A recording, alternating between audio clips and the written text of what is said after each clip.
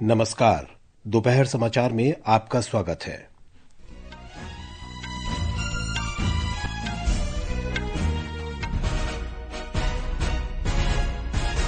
प्रधानमंत्री नरेंद्र मोदी आज नई दिल्ली में गणतंत्र दिवस समारोह में भाग लेने वाले एनसीसी कैडेटों, झांकियों में शामिल कलाकार और जनजातीय समुदाय के अतिथियों से मुलाकात करेंगे। रक्षा मंत्री राजनाथ सिंह ने नई दिल्ली में युद्ध क्षेत्र निगरानी प्रणाली संजय की शुरुआत की।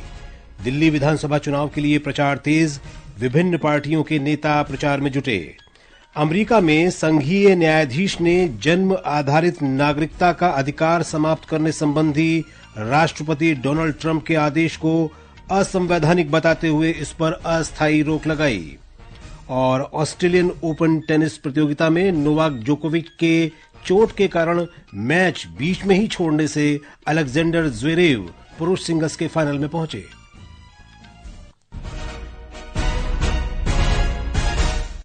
दोपहर समाचार के साथ मैं विशाल शर्मा। प्रधानमंत्री नरेंद्र मोदी गणतंत्र दिवस समारोह में शामिल होने वाले एनसीसी कैडेटों, स्वयंसेवियों, कलाकारों तथा जनजातीय समुदाय के अतिथियों से मुलाकात करेंगे।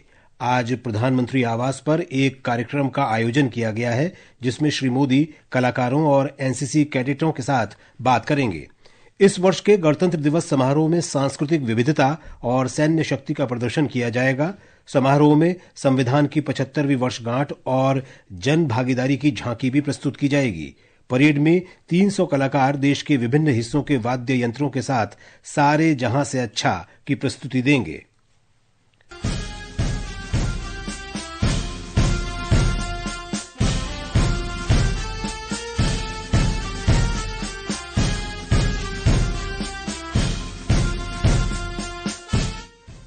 इस वर्ष विभिन्न राज्यों और केंद्र सरकार की 31 झांकियों का मुख्य विषय होगा स्वर्णिम भारत, विरासत और विकास। गणतंत्र दिवस परेड में भगवान बिरसा की 150वीं जयंती, सरदार वल्लभ भाई पटेल और मौसम विभाग पर आधारित झांकियां भी शामिल होंगी। इंडोनेशिया के राष्ट्रपति प्रबोवो सुबियांतो गणतंत्र दिवस समारोह के मुख्य अतिथि होंगे। गणतंत्र दिवस समारोह में शामिल होने के लिए वे कल रात नई दिल्ली पहुंचे। 4 दिवसीय यात्रा के दौरान श्री सुबियांतो राष्ट्रपति द्रौपदी मुर्मू और प्रधानमंत्री नरेंद्र मोदी से मुलाकात करेंगे। जम्मू कश्मीर में गणतंत्र दिवस समारोह के लिए समूचे केंद्र शासित प्रदेश में सुरक्षा के व्यापक प्रबंध किए गए हैं। मुख्य समारोह जम्मू के मौलाना आजाद स्टेडियम में आयोजित किया जाएगा, जहां उपराज्यपाल मनोज सिन्हा समारोह की अध्यक्षता करेंगे और परेड की सलामी लेंगे। रक्षा मंत्री राजनाथ सिंह ने आज नई दिल्ली में युद्ध क्षेत्र निगरानी प्रणाली संजय की शुरुआत की। ये निगरानी प्रणाली युद्ध क्षेत्र की पारदर्शिता में वृद्धि करेगी और इसके अत्याधुनिक सेंसर भविष्य के युद्धों की बेहतर तस्वीर देने में सक्षम होंगे। एक रिपोर्ट। ये प्रणाली इस वर्ष मार्च से भारतीय सेना में 3 चरणों में शामिल की जाएगी। इस प्रणाली की मदद से विशाल भूमि सीमाओं की निगरानी करने, आक्रमणों को रोकने और युद्ध की स्थिति का सटीक विश्लेषण करने में मदद मिलेगी। रक्षा मंत्रालय के अनुसार ये प्रणाली खुफिया तंत्र और निगरानी को कई गुना बढ़ा देगी। इसके शामिल होने से भारतीय सेना में डेटा और नेटवर्क संचालन की दिशा में नई शुरुआत होगी। कर्तव्य पथ पर गणतंत्र दिवस की परेड में संजय प्रणाली मुख्य आकर्षण रहेगी। भूपेंद्र की रिपोर्ट के साथ समाचार कक्ष से वैष्णवी। ये समाचार हमारी वेबसाइट www.newsonair.gov.in और हमारे न्यूज ऑन AIR ऐप पर भी उपलब्ध हैं। दोपहर समाचार में आपका फिर स्वागत है। दिल्ली विधानसभा चुनाव के मतदान की तिथि नजदीक आने के साथ ही सभी राजनीतिक दलों का प्रचार तेज हो गया है। एक रिपोर्ट। भाजपा, आम आदमी पार्टी और कांग्रेस के प्रमुख नेता अपने उम्मीदवारों के पक्ष में समर्थन हासिल करने और मतदाताओं को आकर्षित करने के लिए रैलियां और रोड शो कर रहे हैं। उत्तराखंड के मुख्यमंत्री पुष्कर सिंह धामी आज शाम पटेल नगर निर्वाचन क्षेत्र के तहत आने वाली बलजीत नगर में एक सार्वजनिक रैली को संबोधित करने वाले हैं। वहीं वरिष्ठ भाजपा नेता और पूर्व केंद्रीय मंत्री अनुराग सिंह ठाकुर मंगोलपुरी, नई दिल्ली और द्वारका निर्वाचन क्षेत्रों में कई जनसभाएं करेंगे। दूसरी ओर आम आदमी पार्टी के राष्ट्रीय संयोजक और दिल्ली के पूर्व मुख्यमंत्री अरविंद केजरीवाल नजफगढ़, उत्तम नगर और द्वारका निर्वाचन क्षेत्रों में रोड शो करेंगे। इस बीच वरिष्ठ कांग्रेस नेता राहुल गांधी मादीपुर निर्वाचन क्षेत्र में एक मेगा रैली करने वाले हैं। पल्लवी परमार, आकाशवाणी समाचार, नई दिल्ली। मुख्य निर्वाचन आयुक्त राजीव कुमार ने बायोमेट्रिक मतदान प्रणाली को अनूठा बताते हुए कहा कि इससे फर्जी मतदान और एक से अधिक बार मतदान करने की घटनाओं में काफी कमी आई है। उन्होंने कहा कि ये प्रणाली सुनिश्चित करती है कि केवल सही मतदाता ही मतदान कर रहा है। आज नई दिल्ली में निर्वाचन आयोग द्वारा आयोजित 2 दिवसीय सम्मेलन के दूसरे दिन निर्वाचन प्रबंधन निकायों को संबोधित करते हुए उन्होंने ये बात कही। वक्फ संशोधन विधेयक 2024 पर संसद की संयुक्त समिति की बैठक में आज विपक्ष के 10 सांसदों को निलंबित कर दिया गया। सूत्रों ने बताया कि इन सांसदों में तृणमूल कांग्रेस के कल्याण बनर्जी, डीएमके पार्टी के ए राजा, कांग्रेस के नासिर हुसैन और इमरान मसूद तथा समाजवादी पार्टी की मुहिबुल्ला शामिल हैं। बाद में भारतीय जनता पार्टी की सांसद अपराजिता सारंगी ने आरोप लगाया कि श्री कल्याण बनर्जी ने समिति के अध्यक्ष जगदम्बिका पाल के खिलाफ असंसदीय भाषा का प्रयोग किया। केंद्रीय सूचना और प्रसारण राज्य मंत्री डॉक्टर एल मुरुगन ने घोषणा की है कि विश्व थिरुकुरल सम्मेलन जल्द ही नई दिल्ली में आयोजित होगा। आज पुदुचेरी विश्वविद्यालय में अंतर्राष्ट्रीय सम्मोहन सम्मेलन का उद्घाटन करते हुए डॉक्टर मुरुगन ने कहा कि थिरुकुरल की प्रासंगिकता आज भी बरकरार है और ये पुस्तक दुनिया की सर्वश्रेष्ठ पुस्तकों में मानी जाती है। महाराष्ट्र में आज सुबह भंडारा स्थित आयुध निर्माण इकाई में विस्फोट होने से एक व्यक्ति की मौत हो गई और 7 घायल हो गए। प्रारंभिक सूचना के अनुसार विस्फोट के समय आयुध कारखाने में कुल 13 लोग काम कर रहे थे। कारखाने की छत गिरने से एक व्यक्ति की मौत हो गई और कई घायल हो गए। महाराष्ट्र के मुख्यमंत्री देवेंद्र फडणवीस ने एक सोशल मीडिया पोस्ट में घायलों के शीघ्र स्वस्थ होने की कामना की है। रक्षा मंत्री राजनाथ सिंह ने विस्फोट में एक व्यक्ति की मौत पर शोक व्यक्त किया है। सोशल मीडिया पर पोस्ट में उन्होंने कहा कि बचाव दल घटनास्थल पर तैनात हैं और प्रभावित लोगों को सहायता प्रदान करने के सभी प्रयास किए जा रहे हैं। मुंबई पुलिस ने 16 जनवरी को हुए हमले के मामले में कल अभिनेता सैफ अली खान का बयान दर्ज किया। 16 जनवरी को एक व्यक्ति ने अभिनेता के घर में घुसकर उन पर कई बार चाकू से वार किया था। पुलिस को दिए गए अपने बयान में अभिनेता ने बताया कि उन्होंने किसी तरह हमलावर को धक्का देकर एक कमरे में बंद कर दिया, जिसके बाद वे घर के कर्मचारियों और बच्चों के साथ बाहर निकल गए। इसके बाद उन्हें अस्पताल ले जाया गया। अभिनेता सैफ अली खान पर हमला मामले में बांद्रा मजिस्ट्रेट कोर्ट ने आरोपी मोहम्मद शरीफुल इस्लाम शहजाद को 29 जनवरी तक पुलिस हिरासत में भेज दिया है। अदालत ने कहा कि मामले में काफी प्रगति हुई है, इसलिए अभी अन्य पहलुओं की जांच भी जरूरी है। मुंबई में अंधेरी मजिस्ट्रेट कोर्ट ने कल जाने-माने फिल्म निर्माता राम गोपाल वर्मा को चेक बाउंस मामले में दोषी करार देते हुए उन्हें 3 महीने की कैद की सजा सुनाई। अंधेरी मजिस्ट्रेट कोर्ट के फैसले के अनुसार राम गोपाल वर्मा को कैद के साथ 3,72,000 रुपए का मुआवजा भी देना होगा। जम्मू कश्मीर में उपराज्यपाल मनोज सिन्हा ने कहा है कि सरकार जम्मू कश्मीर के युवाओं को देश का प्रमुख उद्यमी बनाने के लिए कृत संकल्प है। उपराज्यपाल ने कहा है कि जम्मू कश्मीर के युवा प्रमुख उद्यमी के रूप में उभरकर देश की अर्थव्यवस्था में महत्वपूर्ण योगदान कर सकते हैं। बिहार के पूर्व मुख्यमंत्री और भारत रत्न कर्पूरी ठाकुर की आज 101वीं जयंती है। इस अवसर पर बिहार के समस्तीपुर में आयोजित एक समारोह में उपराष्ट्रपति जगदीप धनखड़ ने कहा कि भारत रत्न कर्पूरी ठाकुर ने कई सुधारात्मक कदम उठाए, जिससे बिहार सामाजिक जागरूकता के नए युग में प्रवेश कर गया।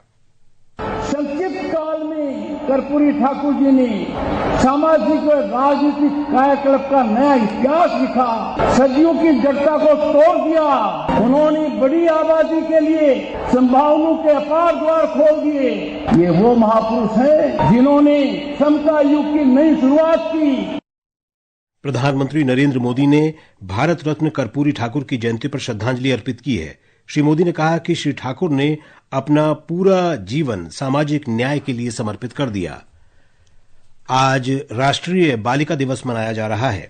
ये दिन समाज में बालिकाओं के अधिकार, उनकी शिक्षा, स्वास्थ्य और सुरक्षा के प्रति जागरूकता फैलाने के उद्देश्य से मनाया जाता है।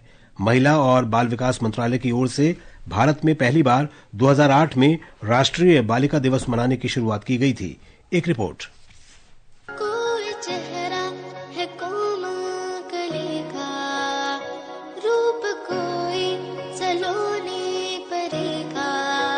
भारत में हर वर्ष 24 जनवरी को राष्ट्रीय बालिका दिवस मनाया जाता है। यह दिवस बाल विवाह, भ्रूण हत्या और लैंगिक असमानता जैसे गंभीर मुद्दों को समाप्त करने की ओर समाज का ध्यान आकर्षित करता है। यह हमें याद दिलाता है कि समाज में लैंगिक समानता सुनिश्चित करने और लड़कियों को समान अवसर देने के लिए हम सभी को मिलकर काम करना चाहिए। भारत सरकार ने बालिकाओं के लिए कई कल्याणकारी योजनाएं भी शुरू की हैं, जिनमें सुकन्या समृद्धि योजना, बालिका समृद्धि योजना, नंदा देवी कन्या योजना, CBSE उड़ान योजना आदि शामिल हैं। इन्हीं योजनाओं में से एक है बेटी बचाओ बेटी पढ़ाओ अभियान, जिसकी शुरुआत प्रधानमंत्री नरेंद्र मोदी ने 22 जनवरी 2015 को की थी। इसका उद्देश्य बालिकाओं की शिक्षा, उनके अधिकार और उन्हें विकास के सभी अवसर उपलब्ध कराना है। राष्ट्रीय बालिका दिवस 2025 का विषय है उज्ज्वल भविष्य के लिए बालिकाओं का सशक्तिकरण। समाचार कक्ष से जया भारती। और अब खबरें महाकुंभ से।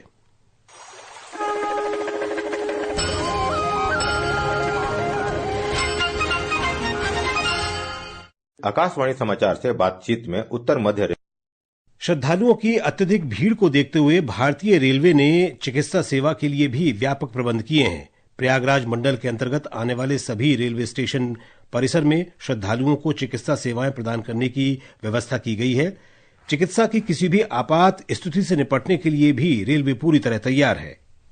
आकाशवाणी समाचार से बातचीत में उत्तर मध्य रेलवे के मुख्य जनसंपर्क अधिकारी शशिकांत त्रिपाठी ने बताया कि महाकुंभ 2025 के दौरान 29 तारीख को आने वाले मौनी अमावस्या पर्व के अवसर पर श्रद्धालुओं की भारी भीड़ की संभावना को देखते हुए मेडिकल टीम और पैरामेडिकल स्टाफ पूरी तरह से सक्रिय रहेंगे। उन्होंने बताया कि प्रयागराज जंक्शन और 8 अन्य रेलवे स्टेशनों पर चिकित्सक और पैरामेडिकल स्टाफ से लैस कुल 34 मेडिकल बूथ संचालित है। प्रत्येक प्लेटफॉर्म पे हमारी मेडिकल की team with doctors, with paramedical staff और प्राथमिक चिकित्सा की जो भी मेडिसिन और जो भी इक्विपमेंट है उनके साथ उपलब्ध है। उन्होंने यह भी बताया कि किसी भी आपात चिकित्सा की स्थिति से निपटने के लिए प्रयागराज जंक्शन, नैनी, सूबेदारगंज और प्रयाग स्टेशन सहित 5 स्टेशनों पर ऑब्जर्वेशन रूम बनाए गए हैं। 5 स्टेशनों पे हमने ऑब्जर्वेशन रूम स्टेब्लिश किया हुआ है। ये एक तरह का मिनी ICU है। इसमें द्वितीयक स्टेज की जो चिकित्सा की सारी सुविधाएं उपलब्ध हैं। इन व्यवस्थाओं के अलावा रेलवे परिसर में एम्बुलेंस भी तैनात किए गए हैं। आनंद कुमार, आकाशवाणी समाचार, प्रयागराज। ये समाचार आकाशवाणी से प्रसारित किए जा रहे हैं। अमेरिका में एक संघीय न्यायाधीश ने कल राष्ट्रपति डोनाल्ड ट्रंप के उस कार्यकारी आदेश पर अस्थायी रोक लगा दी जिसमें देश में अवैध रूप से या अस्थायी वीजा के आधार पर रह रहे लोगों के बच्चों को अमेरिकी नागरिकता से वंचित कर दिया गया था। अमेरिका के जिला न्यायाधीश जॉन कोहेनर ने इस आदेश को चुनौती देने वाली याचिकाओं पर पहली सुनवाई के दौरान आदेश को घोर असंवैधानिक बताते हुए इसके अमल पर 14 दिन की अस्थायी रोक लगा दी। युवा कार्य और खेल राज्य मंत्री रक्षा खड़से ने आज नई दिल्ली में पहले खो खो विश्व कप में ऐतिहासिक जीत के लिए भारतीय पुरुष और महिला खो खो टीमों को बधाई दी। आकाशवाणी समाचार से बात करते हुए श्रीमती खड़से ने पुरुष और महिला टीम को बधाई देते हुए कहा कि ये देश के पारंपरिक खेल की जीत है। हमारे कंट्री का भी अगर ये खो खो पारंपरिक हमारा गेम है, आज ओलंपिक में जाता है तो हमारे लिए भी बहुत गर्व की बात है। हमारे पूरी दुनिया इस खेल को समझेगी, इस खेल को देखेगी। ऑस्ट्रेलियन ओपन टेनिस टूर्नामेंट में सर्बिया के नोवाक जोकोविच के मैच से हटने के बाद जर्मनी के अलेक्जेंडर ज्वेरेव ने पुरुष सिंगल्स के फाइनल में प्रवेश कर लिया है। 7वीं वरीयता प्राप्त नोवाक जोकोविच ने आज मेलबर्न में अपने सेमीफाइनल मैच के दौरान चोट के कारण मैच से हटने का फैसला लिया। और अब अंत में मुख्य समाचार एक बार फिर। प्रधानमंत्री नरेंद्र मोदी आज नई दिल्ली में गणतंत्र दिवस समारोह में भाग लेने वाले एनसीसी कैडेटों, झांकियों में शामिल कलाकार और जनजातीय समुदाय के अतिथियों से मुलाकात करेंगे।